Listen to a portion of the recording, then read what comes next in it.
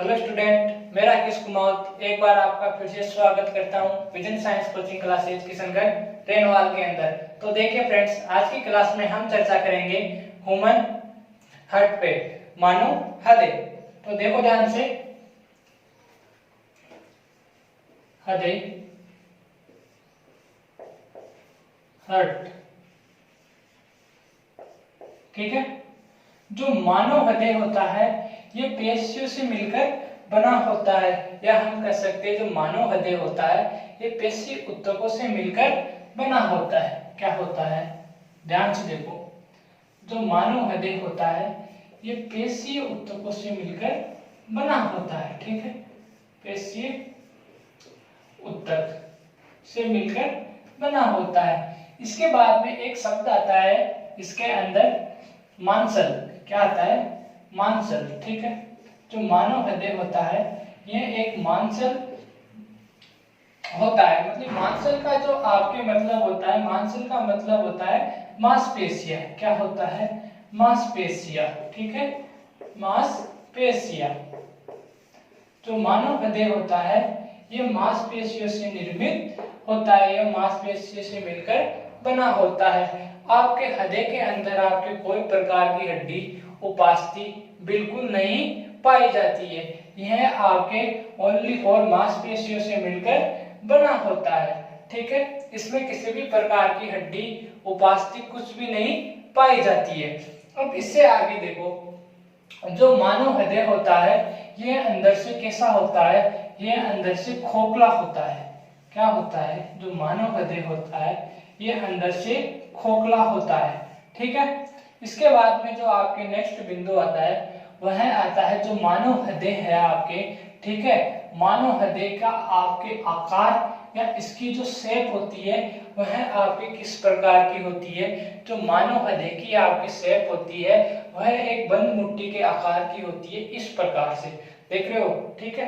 आपकी जो मानव हृदय की शेप होती है वह एक बंद मुट्ठी के आकार की होती है, ठीक है। तो ये किस प्रकार का होता है, इसकी जो आकृति होती है वो बंद मुट्ठी के आकार की होती है, बंद मुट्ठी, ठीक है, बंद मुट्ठी के आकार की होती है। और जो हृदय का कलर होता है, रंग होता है, जनरली आप सभी जानते होंगे जो हृदय का कलर होता है वह लाल रंग का होता है। किस प्रकार का होता है, लाल रंग का होता है, ठीक है। इतनी बात समझ में आ गई, तो ठीक है आगे चलते हैं हम। जो हृदय होता है, हृदय के चारों तरफ एक दोहरी झिल्ली का या दोहरी भित्ति का आवरण पाया जाता है।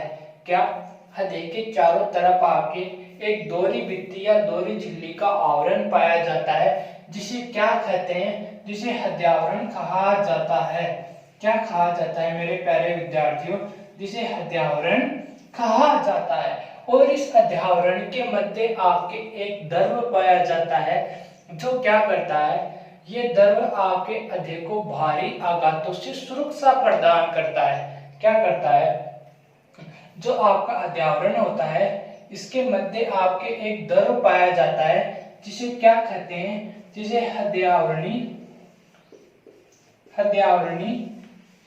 द्रव कहा जाता है। जिसे क्या कहा जाता है, हृदयावरणी द्रव कहा जाता है। और ये द्रव क्या करता है आपके, ये द्रव आपके हृदय की भारी आघातों से सुरक्षा प्रदान करता है, भारी आघातों से सुरक्षा प्रदान करता है, ठीक है, भारी आघातों से सुरक्षा प्रदान करता है। इतनी बात समझ में आ गई। एक बार वापस रिपीट करते हैं। जो हमारा हृदय होता है ये मांसपेशियों से मिलकर बना होता है, मांसपेशियों से मिलकर बना होता है। हृदय जो अंदर से होता है ये खोखला होता है।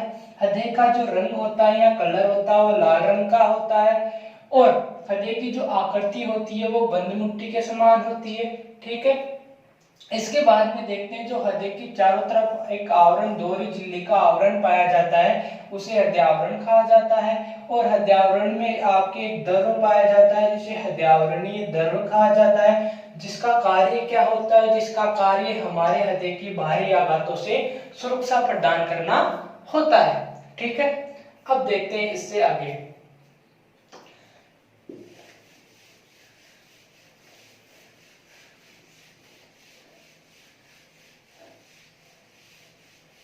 हमारे हृदय में आपके 4 कक्ष पाए जाते हैं।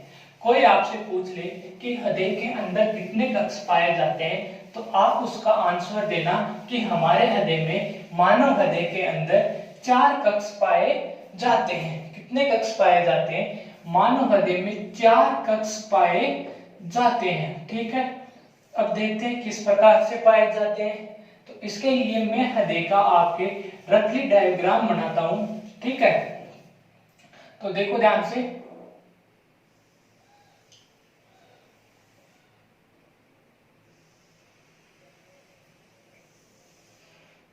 ठीक है, इस साइड से थोड़ा ज्यादा हो गया, इसको कम कर देते हैं।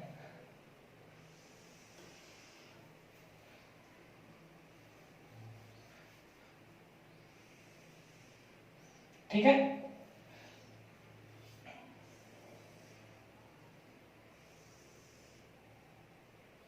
ठीक है, ये हमने हृदय में आपके 4 कक्षक बना दिए। कितने कक्षक बना दिए? 4 कक्षक बना दिए। एक ये हो गया, एक ये। ठीक है, अब इनकी कक्षकों के आपके कुछ नाम है। देखो नाम क्या क्या है। जो ये वाला है इसे कहते हैं हम आलिंद। जो ऊपर वाले 2 कक्षक है, ऊपर वाले 2 कक्षक, इनको आलिंद कहा जाता है। क्या कहते हैं? इनको आलिंद कहते हैं। ठीक है, आराम से धीरे धीरे समझो। इन्हें क्या कहा जाता है? इन्हें आलिंद कहा जाता है। ठीक है, अब ये आलिंद आपके, ये आलिंद इधर है, ये इधर है, तो इन्हें हम डायरेक्शन के हिसाब से इसे बोलते हैं आपके क्या? इसे बोलते हैं आपके लेफ्ट आलिंद, मतलब कि बायां आलिंद। ठीक है, इसे बोलते हैं हम राइट आलिंद, दायां आलिंद। ठीक है, इसी प्रकार से हम आते हैं आपके नीचे। तो नीचे वाले भाग को या नीचे वाले कक्ष को क्या कहा जाता है? नीचे वाले कक्ष को कहा जाता है आपके निलय। क्या कहते हैं? निलय। ठीक है, नीचे वाले कक्ष को क्या कहा हमने? नीचे वाले कक्ष को कहा निलय।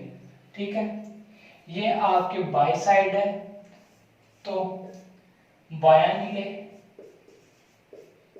ठीक है, ये अपनी दाएं साइड है, राइट साइड है, तो ये हो गया आपका राइट निलय। ठीक है, इतनी बात समझ में आ गई आपके।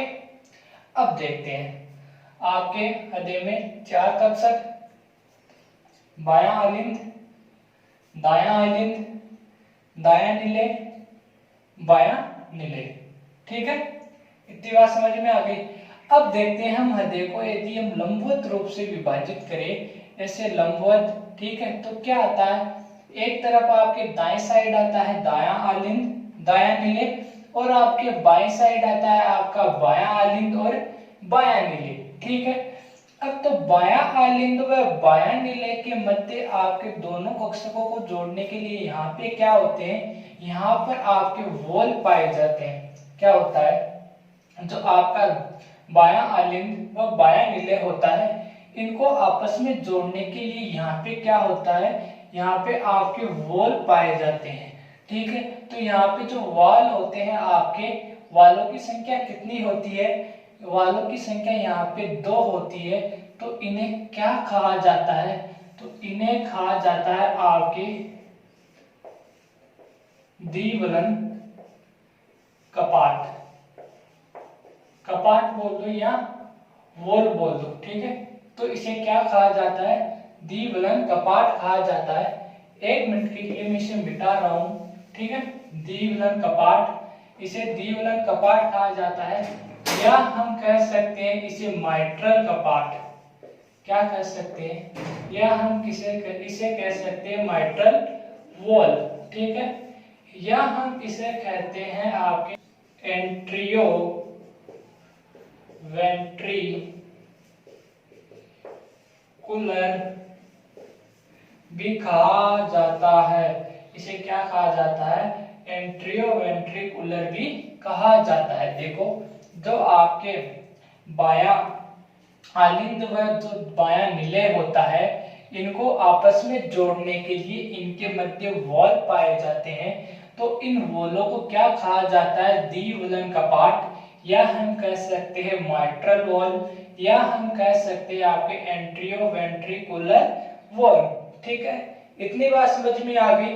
ठीक इसी प्रकार से इधर भी आपके जो आपके दायां आलिंद व दायां निलय होता है, यहाँ पे इनके मध्य भी आपके क्या पाए जाते हैं? यहाँ पे वॉल पाए जाते हैं। यहाँ पे वॉलों की संख्या 2 थी, यहाँ पे कितनी है? 3। तो इन्हें हम क्या कहते हैं? इन्हें त्रिवलक एंट्रियो-वेंट्रिकुलर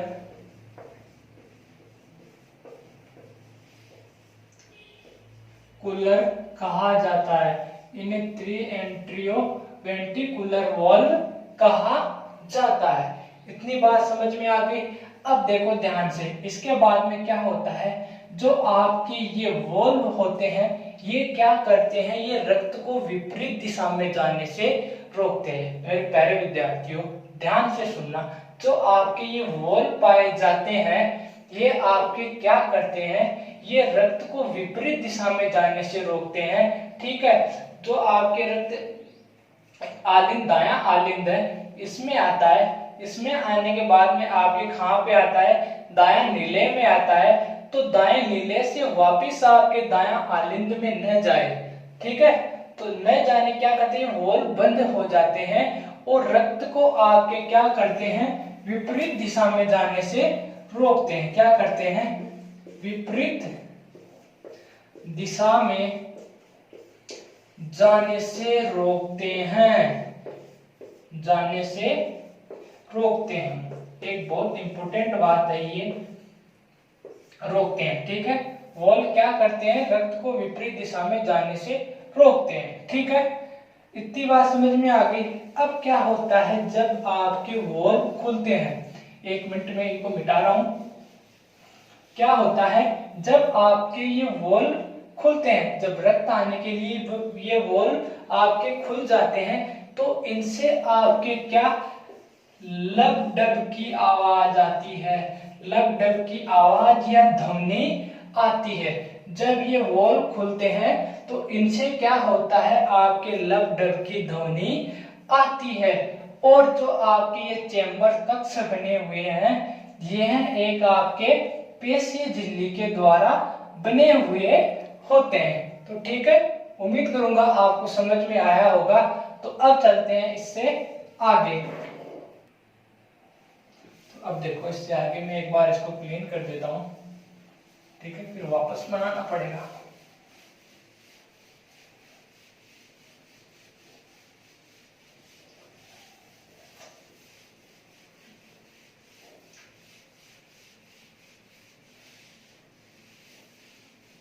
अब देखो एक बार वापस।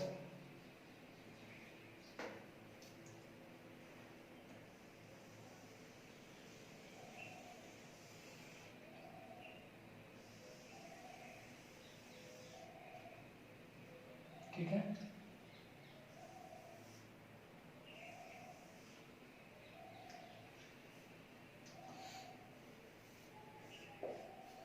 हो गया आपके आलिंद लेफ्ट, ये लेफ्ट मिले। ठीक है, ये हो गया आपके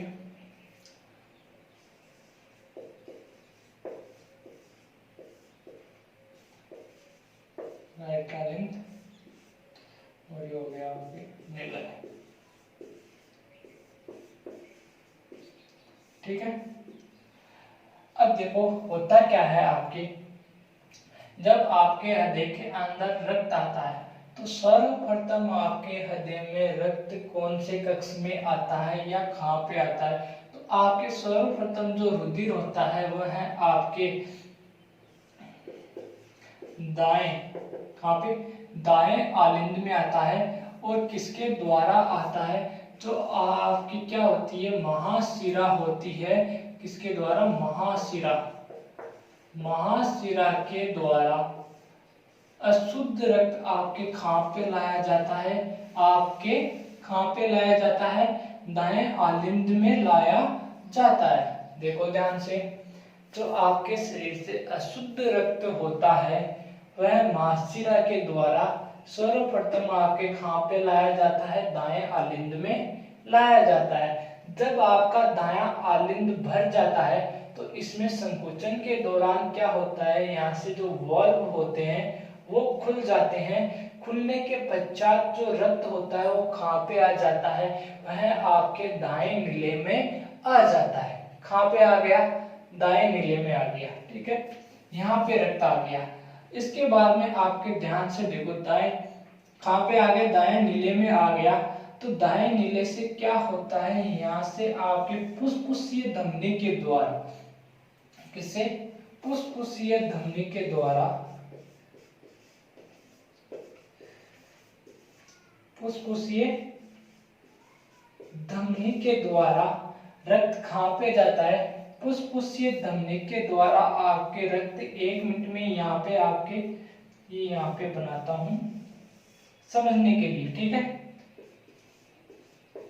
फेफड़े, जो आपके फुसफुसीय धमनी होती है वह अशुद्ध रक्त को कहाँ पे लेके जाती है, आपके फेफड़ों के पास में लेके जाती है। यहाँ पे लेके जाने के बाद में क्या होता है, यहाँ पे श्वसन के फलस्वरूप, श्वसन की क्रिया के दौरान यहाँ पे जो आपका रक्त होता है उसे ऑक्सीकृत किया जाता है। क्या होता है, जो आपका अशुद्ध रक्त होता है, ठीक है, अशुद्ध रक्त को आपके फुसफुसीय धमनी की सहायता से कहाँ पे लेके जाया जाता है, फेफड़ों में लेके जाते हैं। वहां पे जाने के बाद में आपके श्वसन की क्रिया के फलस्वरूप आपके रक्त को क्या करता है, रक्त को क्या किया जाता है, रक्त को ऑक्सीकृत किया जाता है। ऑक्सीकृत का मतलब कि आपके रक्त के अंदर ऑक्सीजन की मात्रा मिला दी जाती है। ठीक है, यहाँ से क्या हो गया, आपका रक्त ऑक्सीजनित हो गया, जिसमें ऑक्सीजन की मात्रा हो गई। तो यहाँ से क्या होता है, फिर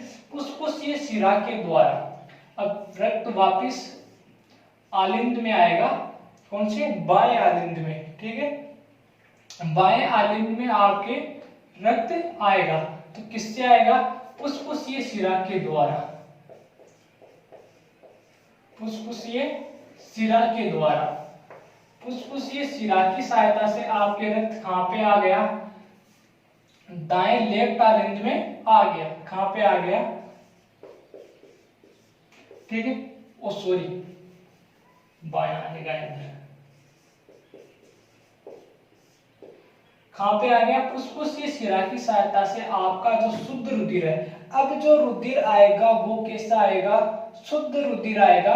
और शुद्ध रुधिर का मतलब ऑक्सीजनित रुधिर, जिसमें ऑक्सीजन की मात्रा हो, उपस्थित हो। ठीक है, तो यहाँ पे फुसफुसीय शिरा के द्वारा आपके शुद्ध रुधिर कहाँ पे आता है, बाएं आलिंद में आता है। बाएं आलिंद में आ गया, ठीक है, शुद्ध रुधिर, शुद्ध रक्त। ठीक है, बाएं आलिंद में आ गया।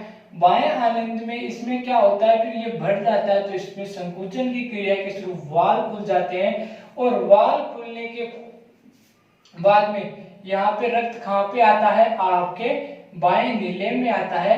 और बाएं नीले में मैं एक बार यहाँ पे रब कर रहा हूँ वापस। बाएं नीले में आने के बाद में यहाँ से क्या होता है, आपके क्या होता है, यहाँ पे महाधमनी पाई जाती है, महाधमनी, महाधमनी।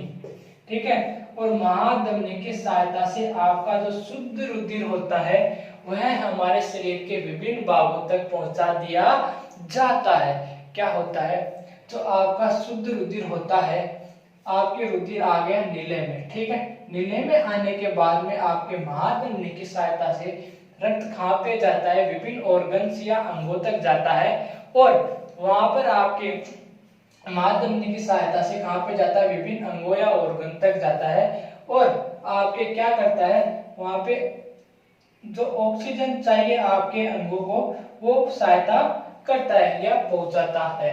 ठीक है, महाधमनी कहाँ पे पहुंचाती है, रक्त को विभिन्न अंगों में ऑर्गन्स तक पहुंचाती है। अब देखो 1 मिनट में वापस रिपीट करता हूँ इसको। जो हमारे शरीर, हमारे बॉडी में जो अशुद्ध रक्त था वो महाशिरा के द्वारा कहाँ पे आया, आपके दाएं आलिंद में आया। दाएं आलिंद के बाद में वॉल्व से होते हुए कौन से कक्ष में आया, आपके दाएं नीले में आया। दाएं नीले में आने के बाद में आपके फुसफुसीय धमनी की सहायता से कहाँ पे जाता है, फेफड़ों में जाता है। फेफड़ों में श्वसन की क्रिया के फलस्वरूप आपके रक्त को क्या किया जाता है, ऑक्सीजनित किया जाता है, ऑक्सीजन मिलाई जाती है, ठीक है। फिर क्या होता है, फुसफुसीय शिरा के द्वारा शुद्ध रुधिर किधर आता है, आपके बाएं आलिंद में आता है। बाएं आलिंद से आपके रुधिर किसमें आता है, बाएं नीले में आता है। और बाएं नीले से आपके महाधमनी की सहायता से रुधिर विभिन्न अंगों तक पहुंचा दिया जाता है। अब देखो इसमें तो होता है आपके अशुद्ध रुधिर, ठीक है, इधर भी अशुद्ध रुधिर और इधर होता है आपके शुद्ध रुधिर, ठीक है। जो हृदय के आपके किधर दाएं साइड होता है, दाएं साइड वाले कक्षों में आपके कैसा रुधिर होता है, अशुद्ध होता है। और जो बायां साइड होता है, बाएं साइड वाली लेफ्ट साइड वाले कक्षों में आपके रुधिर कैसा होता है, शुद्ध रुधिर पाया जाता है, ठीक है। अब इससे आगे देखो आप,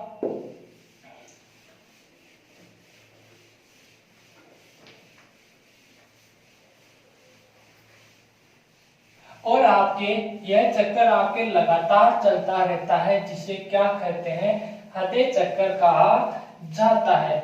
ये आपके चक्कर जो होता है लगातार चलता रहता है कि आपके रक्त जो आया वो महाशिरा से आया, महाशिरा से आपके फिर फुसफुसीय धमनी में, और फुसफुसीय धमनी से आपके फुसफुसीय शिरा में, और फुसफुसीय शिरा से आपके महाधमनी की सहायता से जो ये रक्त, ये आपके चक्कर होता है, ये लगातार चलता रहता है। और जिसे क्या कहते हैं, जिसे हृदय चक्कर कहा जाता है मेरे प्यारे विद्यार्थियों, जिसे क्या कहा जाता है, जिसे हृदय चक्कर कहा जाता है। अब देखो इसके बाद में हृदय में होने वाले इस संकुचन को क्या होता है, हृदय में होने वाले इस प्रकुंचन को, हृदय में होने वाले इस संकुचन को क्या कहा जाता है, प्रकुंचन कहा जाता है। जो हृदय में ये संकुचन होता है इसे हम क्या कहते हैं, इसे हम प्रकुंचन कहते हैं। तथा जो आपके शीतला अवस्था होती है, जो हृदय में आपकी शीतला अवस्था होती है, उसे क्या कहा जाता है, उसे अनुशीतलन कहा जाता है। क्या कहते हैं, अनुशीतलन कहा जाता है, ठीक है। जो हृदय में आपकी संकुचन होता है उसे तो हम क्या कहते हैं, प्रकुंचन, तथा जो शीतला अवस्था होती है उसे अनुशीतलन कहा जाता है, ठीक है। इसके बाद में देखते हैं जो आपका हृदय होता है, इस क्रिया में क्या होता है, आपके हृदय से जो हमारा रक्त होता है वह 2 बार गुजरता है। क्या मेरे प्यारे विद्यार्थियों, जो हमारा हृदय होता है इसमें क्या होता है, जो इस हृदय चक्कर में क्या होता है, हमारा रक्त जो होता है वह हृदय से आप हमारे 2 बार गुजरता है। कैसे गुजरता है, पहले तो आता है हमारी बॉडी से हृदय के अंदर, ठीक है, कहाँ पे आया, बॉडी से हृदय में आ गया, फिर हृदय से वापस निकला और कहाँ गया, फेफड़ों में, फेफड़ों से वापस किधर आया, हृदय के अंदर। तो हृदय में क्या हुआ, 2 बार आया, ठीक है। तो रक्त हृदय में इस 2 बार आने की प्रक्रिया को क्या कहा जाता है, दोहरा रक्त परिसंचरण तंत्र कहा जाता है। क्या कहा जाता है, दोहरा रक्त परिसंचरण कहा जाता है। मेरे प्यारे विद्यार्थियों क्या कहा जाता है, दोहरा रक्त परिसंचरण कहा जाता है। एक बार वापस देखो, हमारे हृदय में कहां से आया, पहले शरीर से आया अशुद्ध रुधिर, ठीक है, किधर गया, हृदय में गया, ठीक है। फिर हृदय में गया, हृदय से कहां गया, फेफड़ों में, ठीक है, और फेफड़ों से वापस कहां पे आया, हृदय में। तो इस प्रक्रिया में आपका जो रक्त होता है वो हृदय से कितनी बार गुजरा, हृदय से आपके 2 बार गुजरा। तो इसको क्या कहते हैं, दोहरा रक्त परिसंचरण तंत्र कहा जाता है। मानव में किस प्रकार का रक्त परिसंचरण पाया जाता है, तो मानव में आपके दोहरा रक्त परिसंचरण तंत्र पाया जाता है। ठीक है,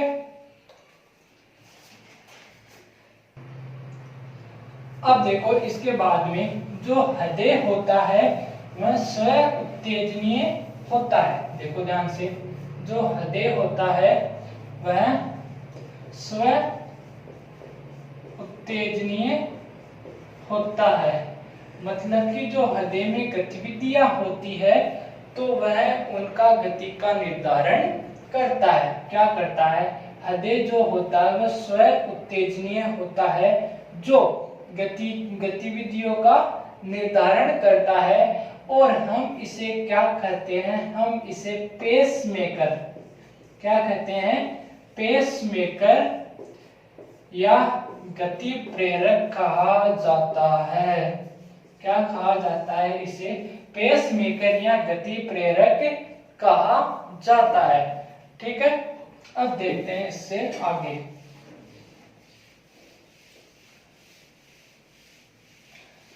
इसके बाद में आपके नेक्स्ट पॉइंट आता है, अब इसके बाद में आपके नेक्स्ट पॉइंट आता है रक्त वाहिकाएं। रक्त वाहिकाएं, देखो रक्त वाहिकाएं क्या होती है। जो हमारे शरीर में रक्त होता है वो वाहिकाओं में बहता है। क्या होता है, जो हमारे शरीर में रक्त होता है वो रुधिर वाहिनियों में बहता है, रुधिर वाहिनियों में बहता है। ठीक है, तो ये वाहिनियां क्या करती है, वाहिनियां रुधिर वाहिनिकाएं मिलकर आपस में एक जाल का निर्माण करती है। क्या करती है, जो हमारा रक्त होता है वो रुधिर वाहिनियों या रक्त वाहिनियों में बहता है और ये आपस में मिलकर एक जाल का निर्माण करती है। ठीक है, जाल का निर्माण करती है और रुधिर को क्या करती है, विभिन्न अंगों तक पहुंचाती है। ठीक है, वाहिनिकाएं आपके रुधिर को विभिन्न अंगों तक पहुंचाती है। ठीक है, अब आपके रुधिर वाहिनिकाएं कितने प्रकार की होती है, आपके 2 प्रकार की होती है। देखो रक्त वाहिनिकाएं आपकी कितने प्रकार की होती है, 2 प्रकार की होती है। नंबर पर 1 पे आती है आपकी धमनी, ठीक है, और नंबर 2 पे आती है आपकी शिरा। रुधिर वाहिनी को कितने भागों में बांटा, 2 भागों में बांटा। नंबर 1 पे धमनी, नंबर 2 पे शिरा। ठीक है, अब इसके बाद में देखो, 1 मिनट में क्लीन कर देता हूं थोड़ा। जो धमनियां होती है, धमनियां होती है इनमें शुद्ध रुधिर बहता है। धमनियों में कैसा रुधिर बहता है, शुद्ध रुधिर बहता है। धमनियों में शुद्ध रक्त बहता है। कैसा रक्त बहता है, धमनियों में शुद्ध रक्त बहता है। अब शुद्ध रक्त से क्या तात्पर्य, मतलब कि जिस रक्त में आपके ऑक्सीजन की मात्रा ज्यादा हो या जिस रक्त में आपके ऑक्सीजन उपस्थित होता हो उसे हम शुद्ध रुधिर बोलते हैं। तो धमनियों में कैसा रुधिर बहता है, धमनियों में आपके शुद्ध रुधिर बहता है। ठीक है, और धमनियां क्या करती है, धमनियों का कार्य क्या होता है, यह हृदय से अंगों तक रक्त लेके जाती है। कहां से, हृदय से अंगों तक, हृदय से अंगों तक रक्त को लेके जाती है। जो धमनी होती है इसमें शुद्ध रुधिर बहता है और ये हृदय से अंगों तक रुधिर को लेके जाती है। ठीक है, इसके बाद में आता है आपके शिरा। शिरों में क्या होता है, शिरा में आपके अशुद्ध रुधिर बहता है। शिरा में क्या होता है, आपके अशुद्ध रुधिर बहता है। शिरा में कैसा रुधिर बहता है, आपके शिरा में आपके अशुद्ध रुधिर बहता है। अशुद्ध रुधिर के से तात्पर्य, अशुद्ध रुधिर का तात्पर्य यह होता है जिसमें CO2 की मात्रा ज्यादा हो। ठीक है, तो ये हो गया आपके अशुद्ध रुधिर। जिस रुधिर में CO2 की मात्रा होती है उसे अशुद्ध रुधिर बोला जाता है। और ये क्या करती है, ये आपके अंगों से, कहां, अंगों से हृदय तक रक्त को लेके जाती है। ये क्या करती है, अंगों से हृदय तक रक्त को लेके जाती है। ठीक है, यहाँ पे आपकी जो रक्त वाहिकाएं होती है वो भी समाप्त होती है। ठीक है, तो यहाँ पे जो आपका हृदय का टॉपिक था वो कंप्लीट होता है। उम्मीद करूंगा आपको क्लास अच्छी लगी होगी। तो नेक्स्ट क्लास में हम कंटिन्यू करेंगे और लाइक एंड सब्सक्राइब करना ना भूलें। धन्यवाद।